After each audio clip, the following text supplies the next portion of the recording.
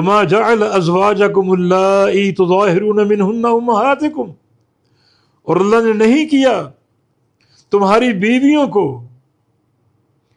اللائی وہ بیویاں تظاہرون منہن جن سے تم زہار کر لیتے ہو، امہاتکم تمہاری مائیں، وہ تمہاری بیویاں، تم نے کہہ دی انت علیہ کظہر امی کہ تم مجھ پر میری ماں کی پیٹھ کی طرح ہو، لہذا جیسے میری ماں حرام تم بھی حرام۔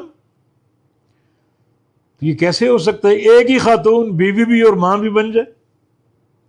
جیسے ایک سینے میں دو دل نہیں ہیں، ویسے ایک خاتون پر یہ دو چیزیں جمع نہیں ہو سکتی کہ بیوی بھی اور ماں بھی بن جائے۔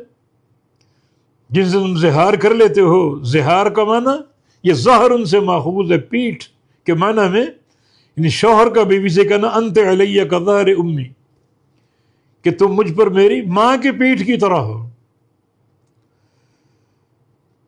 ایک قصہ جو پہلے ہم پڑھ چکے خولہ بنت حکیم کا، جس سے اس کو شوہر نے زہار کر لیا تھا۔ اب زہار جاہلیت میں طلاق شمار ہوتا تھا، اور جب اس کے شوہر نے زہار کیا تو اللہ کے نبی پر ایک حکم نازل نہیں ہوا تھا۔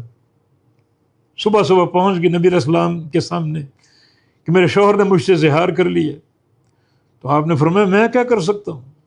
اس وقت تک زہار طلاق ہی شمار ہوتا تھا، جب شوہر نے تمہیں طلاق دے دی زہار کی صورت میں کیا کر سکتا ہوں؟ یہ تو شوہر کی مرضی اور اس کے اختیار پر ہے۔ عائشہ فرماتے ہیں کہ وہ چھوٹے سے کمرے میں تھے، نبی علیہ السلام سے رازداری سے بات کر رہی تھی، ساتھ ہی میں بیٹھی تھی، اب سنائی نہیں دے رہا۔ چلتے چلتے عورت نے کہا کہ اگر آپ کے پاس اس کا کوئی حل نہیں ہے تو میرا اللہ حل فرمائے گا۔ ابھی اٹھ رہی تھی کہ جبریل امین وہی لے کر پہنچ گئے، قد سمع اللہ قول التی تجادلک فی زوجہا، کہ اللہ نے اس بڑھیا کی ایک ایک بات کو سن لیا، اس خاتون کی ایک ایک بات کو سن لیا، جس کا ایک لفظ عائشہ اس کمرے میں نہیں سن سکی حالانکہ ساتھ بیٹھی تھی۔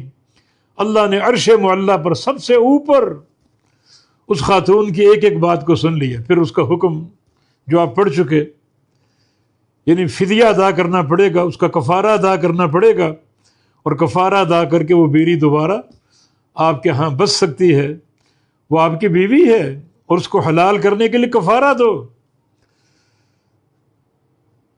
تو اللہ تعالیٰ نے یہاں فرما دیا کہ بھلا ایک خاتون میں دو باتیں کیسے جمع ہو سکتی ہیں کہ بیوی بھی ہو اور ماں بھی بن جائے؟